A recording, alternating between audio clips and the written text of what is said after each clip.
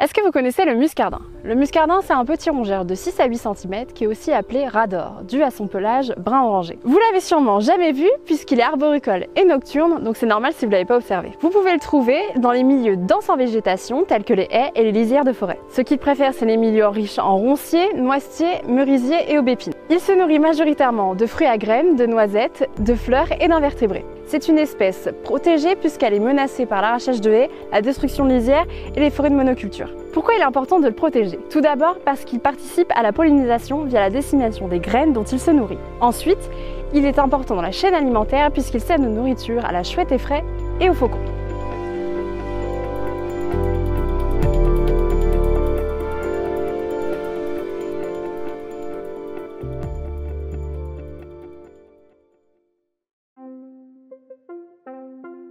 Moi, c'est Julie. Je suis stagiaire à la SFEPM. Mon travail, c'est de comparer les différents protocoles de détection du muscardin. Le but, c'est de combler les lacunes de répartition de l'espèce en France. Ces protocoles sont au nombre de 7. Le plus connu, c'est la recherche de noisettes. En effet, le muscardin ronge sa noisette de manière très particulière.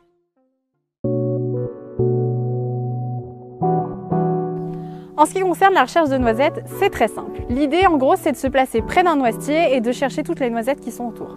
Donc c'est ce qu'on va faire.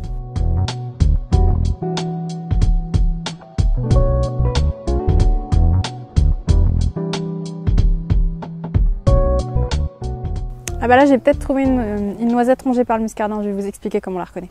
Pour identifier une noisette rongée par le muscardin, c'est très simple. Il faut que le trou soit rectiligne à la noisette. Les bords internes du trou doivent être lisses et les bords externes doivent avoir des petits coups de dents qui sont tangents au trou. Pour vous montrer la différence, le mulot il ronge sa noisette de manière vraiment pas très propre, vraiment on voit les bords qui sont vraiment pas du tout lisses, contrairement au muscardin qui ronge sa noisette vraiment très propre. Hein. C'est vraiment, on arrive vraiment bien à les dissocier. Le deuxième protocole, c'est des tubes à empreinte. Les tubes à empreinte, ce sont des tubes rectangulaires PVC avec une planchette en bois. Donc là, on a une planchette ce que je mets dans mes tunnels à empreinte et mes tunnels mixtes.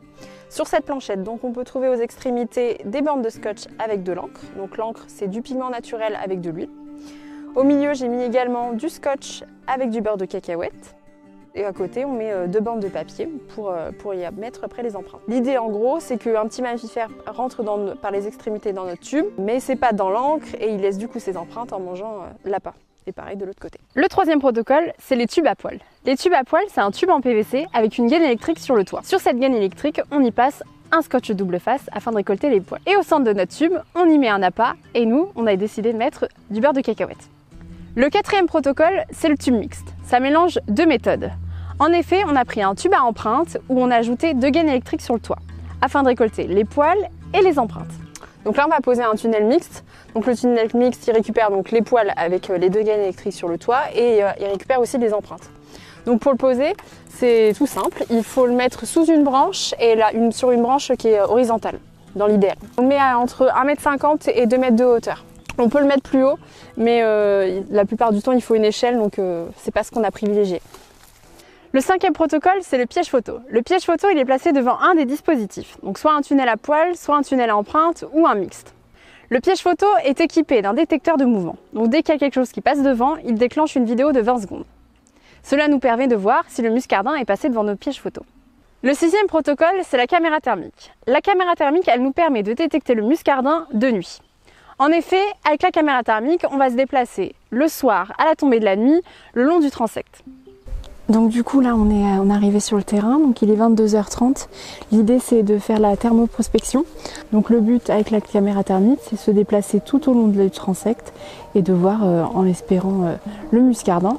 Donc l'idée c'est de se déplacer d'un pas très lent et avec la caméra c'est de regarder de haut en bas de manière assez lente aussi parce qu'en fonction de l'angle de vue vous pouvez voir quelque chose ou pas.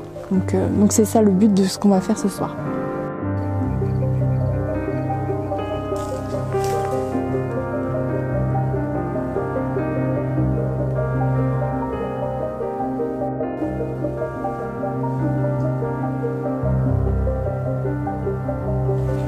C'est frustrant.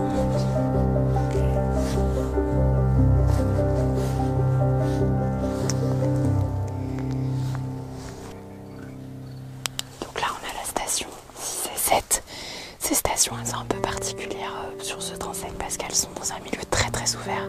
Là vous le voyez peut-être pas forcément, mais c'est une tourbière. Donc on a vraiment de la végétation qui reste à ma hauteur, donc 1,50 m. Mais mis à part quelques arbres, ici on a l'aulne qui est un peu plus haut. Donc c'est là où on a posé la majorité de nos pièges. Donc avec la caméra, dans ce type d'habitat, c'est un peu compliqué parce que l'aulne c'est très très très dense.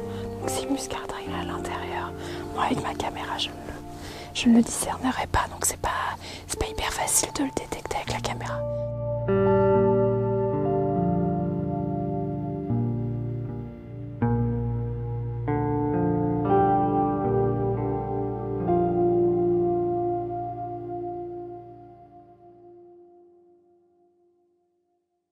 Le 7e protocole, c'est les enregistreurs acoustiques. En effet, il a été montré qu'on pouvait détecter le muscardin via les sons qu'il produit. C'est pourquoi on a décidé de placer des passive recorders. Les passive recorders s'activent entre 22 h et 6 h du matin et ils enregistrent tous les sons entre 6 et 60 kHz. Donc là, je vais placer le piège acoustique. Oui, c'est bon. L'idée, c'est du coup que le micro soit à 3 mètres et qu'il n'y ait pas du tout de feuilles au niveau du micro pour éviter des perturbations. J'ai mis le micro à 3 mètres que j'ai lancé. Et là, je vais mettre le boîtier au niveau du tronc pour le fixer. Bon, maintenant que je vous ai présenté tous les protocoles, il est temps de passer au résultat. Voilà ce que l'on obtient pour les tunnels mixtes et les tunnels à empreintes. Sur notre planchette, du coup, on y retrouve notre bande de papier avec les empreintes. Et au centre, on peut voir que notre appât a été consommé. Pour identifier les empreintes de muscardin, c'est très simple. On cherche les empreintes qui font moins de 1 cm et des empreintes qui font des tout petits triangles en forme de cercle. Donc là, on peut voir qu'on en a plusieurs. Donc notre planchette est positive. Donc notre tunnel à empreinte ou notre tunnel mixte est positif au muscardin. Les tunnels à empreinte et les tunnels mixtes ont plutôt bien fonctionné. En effet, on a eu beaucoup d'empreintes durant cette étude. Mais le gros problème de cette étude, c'est qu'il faut un grand nombre de dispositifs et s'armer de patience. L'autre gros problème de ce type de dispositif, c'est la surfréquentation du mulot. En effet, il y laisse beaucoup trop d'empreintes et consomme tous nos appâts. Et enfin, nous avons eu d'autres visiteurs dans nos tubes, tels que l'écureuil roux, le loir gris et le rat. En ce qui concerne les tunnels à poils, durant cette étude, il nous a été impossible d'identifier les poils sur nos bandes de scotch. En effet, nos critères d'identification étaient basés sur le poil de jarre. Or, nous avons récupéré sur nos bandes de scotch également le poil de bourre. Donc, il nous était impossible de différencier le muscardin des autres espèces. Les pièges photos ont très bien fonctionné. En effet, le muscardin était très facile à identifier sur nos vidéos. On regardait la taille du micro-mammifère, son comportement et également s'il avait une queue très touffue. En ce qui concerne l'appareil thermique, cette méthode a été très décevante durant notre étude. En effet, le muscardin, nous l'avons observé qu'une seule fois sur les 6 nuits qu'on a fait par site. Cependant, il faut prendre en compte que les terrains de nuit, nous les avons fait que 2 heures sur toute la nuit et c'était à partir de 22 h. Or, le pic d'activité du muscardin se fait entre minuit et 3 h. Donc on peut le considérer comme un biais pour cette méthode. Oh mon Dieu! Oui, il y a un muscardin. Ah. Tu vois là, diagonale, avec ses gros yeux ronds. Tu vois ou pas? Tu vois, Miss? Ouais, moi je le vois. Salut mon loulou. Trop bien. Il bouge pas en plus.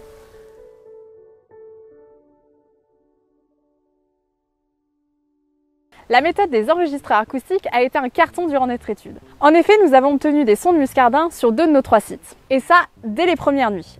Et donc on peut dire que cette méthode est très efficace.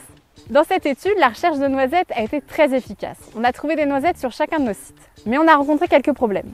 Notamment, on n'arrivait pas à trouver des noisettes quand la végétation était trop dense au sol. Mais on avait aussi le cas, sur certaines stations, on n'avait pas de noisetiers.